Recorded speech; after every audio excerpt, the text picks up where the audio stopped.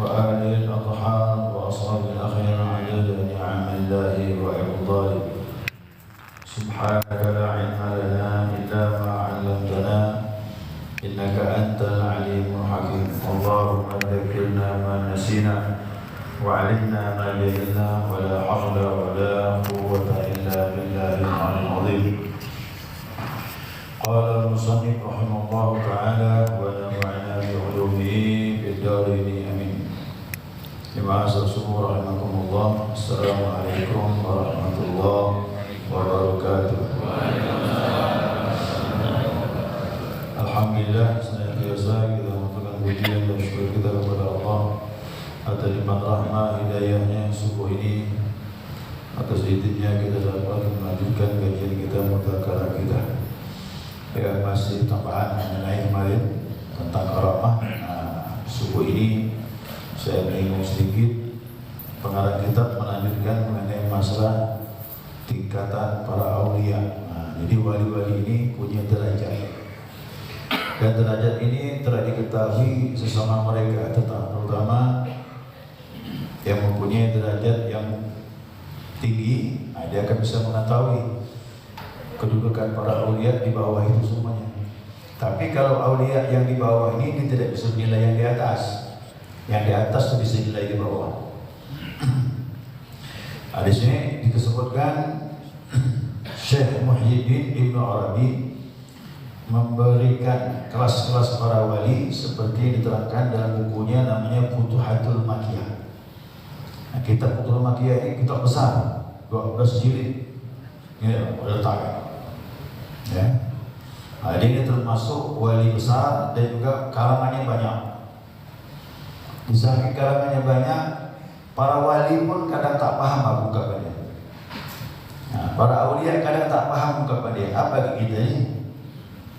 Jadi tidak ada bahasa-bahasa isyarat yang sering dipahami kecuali orang-orang setingkat dengan beliau.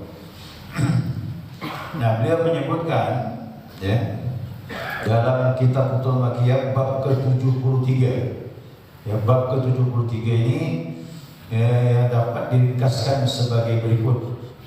Ini diringkas oleh Syekh Yusuf An-Nabhani. Di antara para aulia ini di sini disebutkan ada 8 derajat. 8 derajat para aulia. Itu yang paham sesama mereka. Ya, sama mereka. Kalau kita tak paham, itu kita ketahui. Yang pertama namanya Al-Aqtab.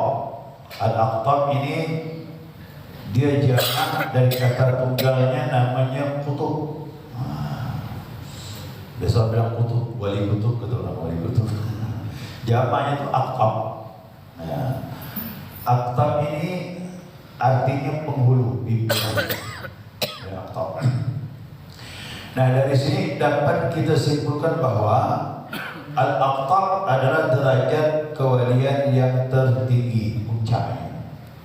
Jadi sekarang pun ada, tapi tetap dikatakan jumlah wali mempunyai derajat tersebut hanya terbatas 1 orang saja setiap masa. Tidak bisa 2 pimpinan. Ya. Kalau ibaratkan negara itu raja atau presiden. Jadi di dunia ini ada raja wali, namanya Sultan Aulia. Kalau disebut Sultan Aulia itu rajanya para wali. Itu disebut Al-Aqtab. Ya, Al-Aqtab. Ini contohnya seperti Abu Yazid Al-Bustami, masuk ya. Abu Yazid Al-Bustami yang sering saya ceritakan itu masuk. Dia masuk kategori itu. Ya. Yang kedua Ahmad bin Harun Ar-Rasyid. Kenapa Harun Ar-Rasyid? Siapa? Nama Harun itu, Harun Ar-Rasyid itu raja yang adil di Baghdad.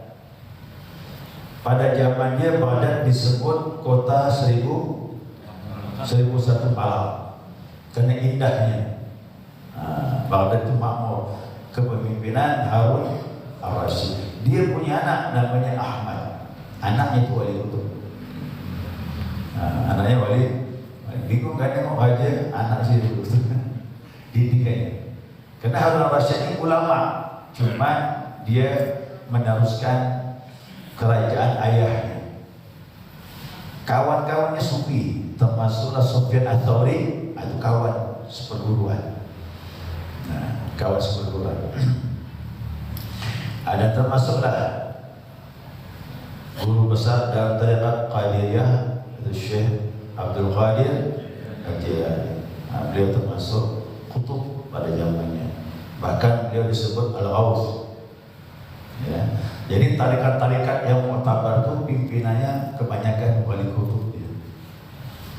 Tarekat Samaniyah namanya Syekh Muhammad bin Abdul Karim As-Saman pun juga wali kutub pada masanya. Bahauddin Naqsyabandi, tarekat Naqsyabandiyah pun juga wali kutub zaman dia. Itu namanya kedudukan para wali. Ya. Nah, kemudian yang kedua, a'immah. A'immah ini berasal dari kata imam, yang mempunyai arti pemimpin juga, imam, cuma dia di bawah kutub. Nah, a'immah ini setiap masanya hanya 2 orang saja. Ya, 2 orang saja. Jadi begini, kutub di atas, nanti di bawahnya itu 2 imam. Kalau kutub ini meninggal, salah satu dari 2 imamnya naik. Nah, gitu lah dia. Seperti itu dia. Naik. Ya, macam Jokowi pun Prabowo naik gitu aja. Itu cerita dunia kan. Ini cerita para ulama juga begitu. Ya. Nah, jadi imamah adalah dia pengapit daripada kutub. Cuma dia harus masuk kategori awliya yang besar. Yang ketiga, yang ketiga namanya al-autad. Gelarnya al-autad. Apa kata autad ini? Asal katanya watan, mempunyai arti pasak bumi. InsyaAllah kalau ada dia ni kiamat belum, karena dia yang mengimbangkan geraknya bumi. Jadi Allah memandang bumi ini dengan rahmatnya karena masih ada pasak bumi.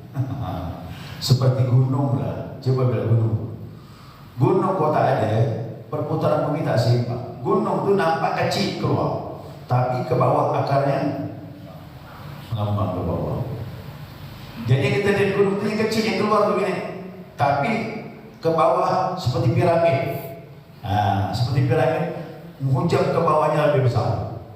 Itu dikatakan pasak bumi. Nah, autad ini hanya ada 4 orang saja setiap masa dakwahnya. 4 penjuru, 4 orang saja. Ya, 4 orang. Nah, kemudian yang keempat, al-abdal. Al-abdal ini kata badal, pengganti. Abdal ini mempunyai arti menggantikan. Yang memperoleh derajat abdal itu hanya 7 orang saja setiap masa. Hanya 7 orang. Nah, wali abdal ini kata para ulama ditugaskan Allah juga di 7 posisi dunia. Dia jumlah cuma 7 orang. Abdal ini dia mempunyai kelebihan bisa berada di beberapa tempat dalam satu masa. Tapi semua para wali mempunyai tempat seperti ini. Sebelum sampai ke kutub dia lewat abdal dulu dia. Abdul Qadir Jailani muridnya banyak. Nah, pas masuk bulan Ramadan, waktu dia masih derajat abdal ya, belum jadi kutub, dia masih abdal. Waktu muridnya minta mengundang, akhirnya dia bilang, InsyaAllah saya datang. Itu mengatakan lebih dari 30 tempat muridnya yang mengundang dia untuk buka puasa Ramadan. 30 tempat itu didatangi dalam masa yang sama. Nah, itu yang bingung orang itu cuma ini. Ya, macam mana? Tapi begitulah dia. Yang begini Bapak Ibu aneh di dunia, tapi tidak aneh di akhirat. Nanti di surga kita ini jadi abdal. Di surga nanti, sekarang dunia tak dapat. Ya. Surga itu kan luas, seluas langit dan bumi. Dan ada surga Jannatul Ma'wa, Jannatul Darussalam, apa lagi? Jannatul Firdaus, apa lagi? Ada Jannatul Naim, ada 7 derajat surga itu. Kalau kita di surga nanti ya, mudah-mudahan kita di surga. Nah, di sana itu nanti kita akan berkunjung di beberapa tempat dalam masa yang sama, semuanya kita datang. Kan bingung nih, jaraknya jauh-jauh, bukan dekat-dekat. Surga langit dan bumi. Pontianak Mekah saja pakai pesawat 9 jam, Jakarta Mekah. Ini seluas langit dan bumi. Dari bumi ke bulan berapa jauh? Dari bulan ke bintang berapa jauh? Nah, dalam surga kali kita di sana kita bisa berkunjung 5-6 tempat dalam masa yang sama. Nah, itu surga nanti aneh. Maka Allah bilang sesuatu yang tak pernah kau lihat oleh mata, tak pernah terberti oleh kuping, ya, dan tak pernah terlintas oleh hati, nikmat yang Allah berikan di sana. Dari segi makanannya, tempatnya, jaraknya jauh, tak ada lagi jauh menjadi dekat. Ya, nah, itu di sana semuanya begitu. Di dunia hanya para wali yang bisa. Ya, hanya para wali yang bisa. Nah, jika wali abdal itu meninggal, ia akan digantikan oleh yang lainnya. Ada orang bernama Abdul Majid bin Salamah, ya, Pak Majid ya? Binnya beda, ini bin Salamah, ya. Nah, ada seorang bernama Abdul Majid bin Salamah pernah bertanya kepada seorang wali abdal, ya, seorang wali abdal ditanya, namanya Mu'az bin Ashraf, ini wali abdal, tentang amalan apakah yang dikerjakan sampai menjadi wali abdal. Nah, jawab Mu'az bin Ashraf, para wali abdal mendapatkan derajat tersebut dengan 4 saja. 4 ini bisa jadi wali abdal. Yang pertama, tak boleh kenyang.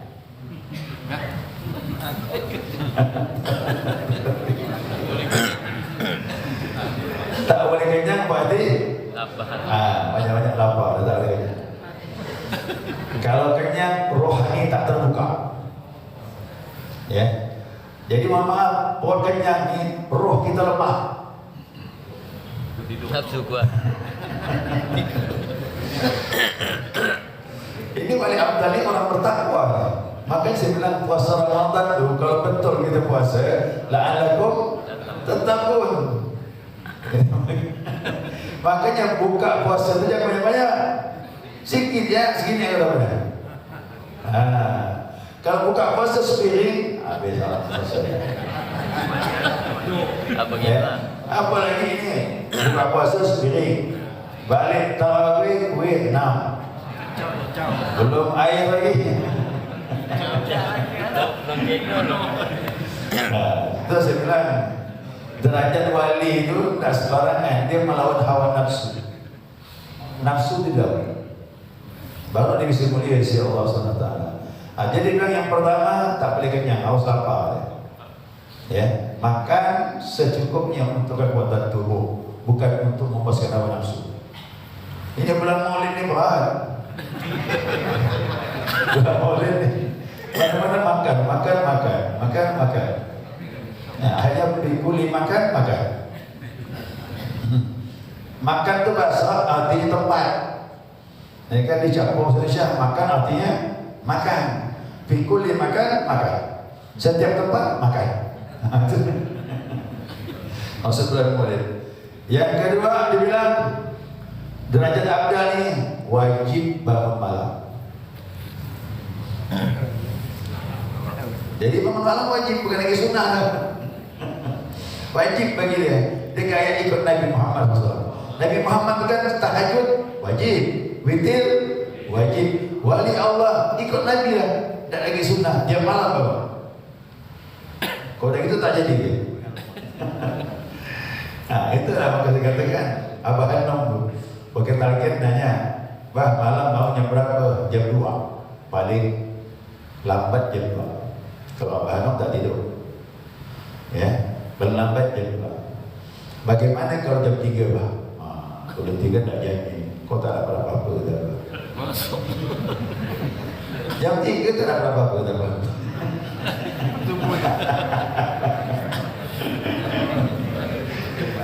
Minimal jam 2 kata.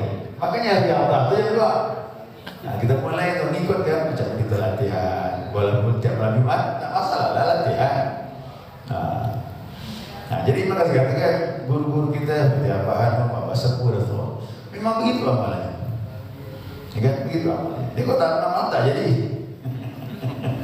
Tidak boleh, tapi jangan banyak. Pelan-pelan. Ya. Kalau mau bangun tengah malam, tidur awal sikit. Tidurlah jam 10, jam 11. Kau tidur jam 12 boleh tidur. Cepat banget. Ya. Yang ketiga apa lagi? Nah, yang ketiga banyak diam. Tak boleh banyak ngomong. Banyak ngomong nanti salah. Makanya diam itu emas kata Umar bin Khattab. Ya, banyak diam. Jadi banyak diam itu apa? Zikir apa? Banyak orang ngomong. Ngomong seperlunya. Tuh derajat abdal. Yang keempat, menghindari orang-orang yang tidak membawa support untuk dekat kepada Allah. Jadi kalau dekat orang-orang yang lalai, dah lebih baik susah tu dah. Tinggalkan dah. Ya, lebih baik kita kumpul dengan orang yang beri kita semangat untuk dekat dengan Allah. Ini derajat abdal. Ada lagi di bawah nih, yang kelima. Selesai ni ya. Yang kelima namanya nuqaba. Ada wali namanya nuqaba. Asal katanya naqib, artinya apa? Kepala suatu kaum. Itu namanya naqib. Jamaknya nuqaba.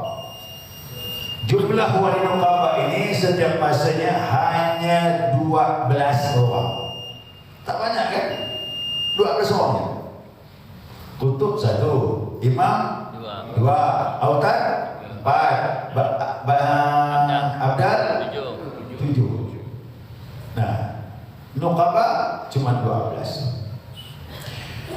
Wali nuqaba ini diberi kelebihan Allah untuk mengerti sedalam-dalamnya hukum syariat. Dia paham syariat dan paham rahasia syariat Nabi Muhammad SAW. Maka kadang-kadang dia menjelaskan itu keluar. Nanti kayak Imam Ghazali, Ihya Ulumuddin itu ada syariatnya, ada hakikat. Bagaimana wudhu syariat? Bagaimana wudhu hakikat? Gitu je. Itu kayak Imam Ghazali. Kitab itu dikarangkan begitu. Dan mereka juga dibukakan Allah rahasia yang tersembunyi di hati orang. Itu bahaya tu. Apa di hati orang dia tahu. Itu yang berat tu. Maka ngadap orang macam ini dia diam saja. Jangan banyak ngomong. Kalau banyak ngomong nanti dia ungkapnya hati kita. Ya, apa terletak di hati semuanya dia tahu. Di samping itu mereka juga mampu meramal tentang watak dan nasib seseorang dilihat dari bekas kaki di atas tanah. Ada orang jalan kaki, orang tak ada kita. Oh, ini orangnya begini. Langsung tahu deh. Karakter orang itu lihat dari jejak tapak kaki. Nah, ini nuqaba ini bahaya Pak. Ada rahasia kita ni. Ada rahasia kita bongkar. Apa lagi? Dia bilang apa? Sebenarnya ini hal yang tidak aneh. Dia bilang. Orang Arab itu biasa seperti itu. Bahkan orang-orang Mesir itu bisa melihat jejak orang itu, dia tahu karakter orang itu.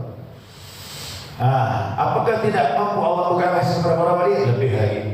Masuk yang keenam, nujaba. Tadi nuqaba, sekarang nujaba. Nujaba ini mempunyai artinya bangsawan, orang yang mulia. Wali nujaba pada umumnya selalu disukai orang. Di mana-mana mendapat sambutan yang banyak. Jadi ini maaf ya, penggemarnya banyak, disukai. Kenapa? Mungkin bahasa dia, akhlak dia, sehingga orang senang dengan dia. Yang tahu bahawa dia adalah wali hanya seorang wali saja. Orang tak tahu dia wali, yang tahu hanya itulah saya bilang jangan mudah mengklaim orang itu wali. Susah juga. Ini dia bilang ngomong katanya di Pontianak. Oh, dia wali itu gitu dia. Kok kau tahu dia wali? Katanya betul. Katanya. Dalam kitab tu yang tahu wali hanya kalau kau tahu dia wali, berarti kau wali juga. Nah, itu susah itu. Ini termasuk rahasia ini nujabah rahasia. Yang ketujuh, hawariyun. Nah, ini hawariyun. Hawariyun berasal kata hawari yang artinya penolong. Nah, jumlah hawari ini ada setiap masa. Ada satu saja setiap masa. Ya, jika seorang wali hawari meninggal akan digantikan yang lain. Setiap nabi ada hawari, ada pengikutnya. Setiap wali. Nah, Nabi mengatakan, aku ini ada hawari bagiku. Nah, namanya Zubair ibnu Awwam. Kemarin kita bahas. Sahabat Nabi Zubair ibnu Awwam itu hawariyunnya Nabi Muhammad SAW. Dia menyimpan rahasia Nabi. Ayatnya sahabat itu banyak jadi wali Allah. Setiap Nabi mempunyai hawari. Ya, hawariku Zubair bin Awwam kata Nabi. Walaupun pada waktu Nabi mempunyai beberapa sahabat setia, tetapi beliaulah disebut hawarinya. Beliau berkata demikian kerana tahu Zubair lah yang mempunyai derajat wali hawari. Ya, biasanya dia ini pembani, pandai berhujah. Setiap Nabi pasti ada pengikut seperti itu. Nah, yang terakhir Rajabiyun. Derajat wali namanya Rajabiyun. Asal kata Rajab. Rajab itu bulan berapa? Rajab. Bulan 7. Bulan Arab itu Rajab. Asal katanya Rajab. Kenapa?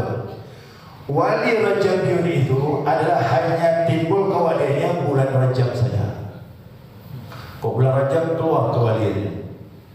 Selesai bulan Rajab kembali seperti biasa. Maka saya anggap Rajab itu bulan yang berkah juga. Jadi ada seorang dipilih Allah kerana ibadahnya maksimal di Rajab, diangkat dia menjadi wali Rajabiyun. Tapi setelah itu kembali biasa. Jumlahnya ada 40 cukup banyak jumlahnya. Nah, ternyata saya lihat di sini wali Allah itu tidak banyak. Cuma saya pahami setiap tarekat pemimpinnya pasti wali. Jadi susah nak cari wali-wali tak. Tapi kalau ketemu mursyid, berarti dia wali. Ini yang jadi ngaku mursyid ini nyaman sekali. Yang ngaku mursyid banyak Pak. Bagi saya mursyid itu tadi jumlahnya tak banyak. Paling banyak Rajabiyun 40, di atasnya ada 1, ada 2, 12, ada 6, ada 4. Ternyata tak banyak. Jadi jangan mudah dengan ngaku mursyid. Ya, mursyid itu orang pilihan Allah SWT. Makanya kalau mursyid meninggal, penerusnya harus mursyid juga yang sudah mengenal Allah SWT. Ini tidak ngaku mursyid, muridnya pun bingung gimana dibimbing. Maka mursyid kamu bisa membimbing murid. Kita alhamdulillah berganti-ganti mursyid ini. Kenapa? Guru sebelumnya telah mendidik muridnya, dan muridnya bisa meneruskan ajaran guru sebelumnya. Ya, jadi wali ternyata tidaklah sebanyak yang kita bayangkan. Dia sedikit sekali, tapi tetap ada. Bagaimana wali tak ada? Kalau wali tak ada, kita tak kumpul di Masjid Al-Mutakin ini. Kiamat. Allah beri rahmat muka bumi ini kerana mereka ini masih ada.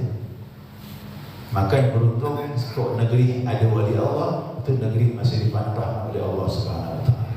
Kalau dah tak ada, sudah pindahlah kita dah. Lebih baik kita pindah, lebih aman. Pasti banyak musibah datang. Ya, makanya saya menganggap musibah datang berarti orang-orang yang dicintai Allah sudah berkurang. Boleh jadi sudah tak ada. Ya, dulu Nabi Muhammad tak ada musibah. Zaman Nabi ada musibah? Tak ada. Nah, Allah bilang kepada orang Mekah dengan Madinah, la tu'adzibahum wa anta bihim. Mereka tidak akan diazab ya Muhammad kalau engkau ada di antara mereka. Jadi Nabi Muhammad itu penangkal. Ya, Mekah, Madinah tidak akan ada azab Allah kalau di situ ada Nabi Muhammad SAW. Kalau Nabi yang dulu bagaimana? Nabi yang dulu itu udah berdakwah capek, tak mau ikut nabinya, Allah perintahkan kepada nabinya, suruh pindah memang tu. Ini nak puasa. Pindah nabinya. Nabi Nuh buat perahu. Apa pula? Ini aku tenggelamkan kita Allah. Jadi begitu. Nabi Muhammad dah tetap bertahan. Walaupun dia mau dibunuh, mau apa pun tetap bertahan. Tidak ada Nabi yang paling sabar kecuali Nabi Muhammad SAW. Ya, sabar Nabi luar biasa, tangguh, hebat dia. Menghadapi semuanya tenang ya, sampai Allah jadikan Makkah, Madinah 100% menerima Islam. Hebatnya Nabi itu. Sekarang Nabi tak ada, gimana? Wali-wali ini lah pengganti ini. Wali tak ada lagi. Saya siap kiamat dekat. Ya, nanti Dajjal, Bapak Ibu, Dajjal itu dalam hadis Nabi di kening dia itu ada huruf kafara. Kafir. Nah, ada tulisan kafir.